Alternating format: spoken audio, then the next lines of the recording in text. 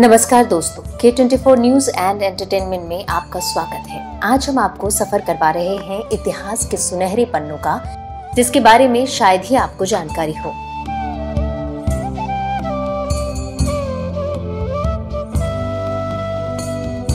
जी हाँ, हम बात कर रहे हैं हिमालय की गोद में बसा पिथौरागढ़ जिले के अस्कोट का। ये खूबसूरत सी सड़क नेशनल हाईवे अस्कोट की ओर जाती है।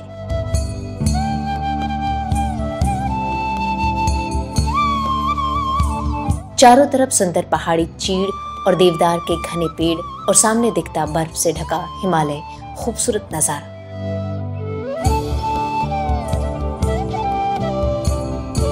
अस्कोट भारत और नेपाल की सीमा के बॉर्डर में बसा एक खूबसूरत जगह है, जहां अभी पर्यटकों का आना बहुत कम है। अस्कोट यानी कि 80 कोटों की राजधानी अस्कोट में कतूरी वंश शासक करते थे। और ये इतिहास के खूबसूरत नज़ारा आप देख रहे हैं। ये उत्तराखंड का बहुत सुंदर जगह है। इसके बाद नेपाल शुरू हो जाता है। कहते हैं कि प्राचीन काल में यहाँ डोठी के जो राजा थे नेपाल के, वो भी शासक यहाँ राज्य कर चुके थे। और अस्कोट में कतूरी वंश के शासकों ने काफ़ी समय तक राज किया। और इस समय यहाँ पर पाल वंश यानी कि उन्हीं के कतूरी वंश के कुछ शासकों का अभी भी यहाँ वर्चस्व है। यहाँ अस्कोट में अभी भी पाल साम्राज्य अभी भी यहाँ मौजूद है। अस्कोट राज्य उत्तर भारत में स्थित एक राज्य था। इसकी स्थापना 1279 में कत्यूरी राजवंश के वंशज अभय पाल ने की थी। करीब 900 वर्ग किलोमीटर के क्षेत्र में फैले अस्कोट के शासकों को रजवार कहा जाता था।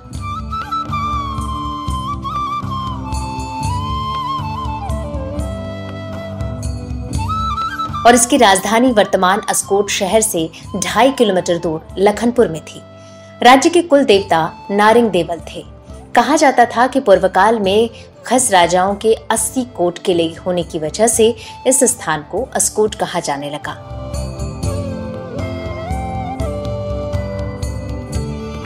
साल 1279 में इन खस राजाओं को पराजित कर अभयपाल ने लखनपुर कोट में अपनी राजधानी स्थापित की। 16 शताब्दी के मध्य तक अभयपाल के वंशजों ने निर्विघ्न अस्कोट पर राज्य किया।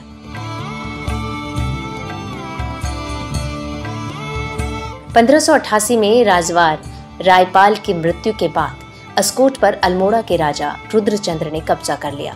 उन्होंने 300 रुपए का वार्षिक कर लगाकर अस्कोट को अपनी सामंती राज्य बना लिया। वर्ष 1615 में तत्कालीन राजा महेंद्रपाल प्रथम ने अस्कोट में राजमहल का निर्माण कराया। 1742 में गोरखाओं ने आक्रमण करके राज्य को अपने अधीन कर लिया। उन्होंने वार्षिक कर को बढ़ाकर 2000 रुपए कर दिया था। ब्रिटिश काल में अस्कोट को रियासत का दर्जा दिया गया। करीब 400 वर्ग किलोमीटर तक फैली इसकी सीमाओं के तहत 142 गांव थे। आजादी के 20 साल बाद 11 नवंबर 1967 को भारत सरकार ने इस रियासत को अपने अधीन में ले लिया।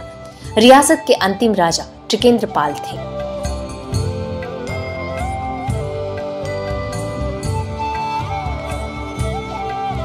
अस्कोट एवं नेपाल दोनों में मल्लिकार्जुन महादेव की पूजा परंपरागत रूप से की जाती थी। रजवार मल्लिकार्जुन महादेव को अपना इष्ट देव मानते थे। मैं हूँ इस समय हिंदुस्तान के वो आखिरी बॉर्डर जिसके बाद सीधा नेपाल लग जाता। वो जो आपको चोटियाँ दिखाई दे रही है, खूबसूरत सी चोटियाँ, बादलों से ढकी हुई चोटियाँ, ये हिमालय की चोटियाँ हैं।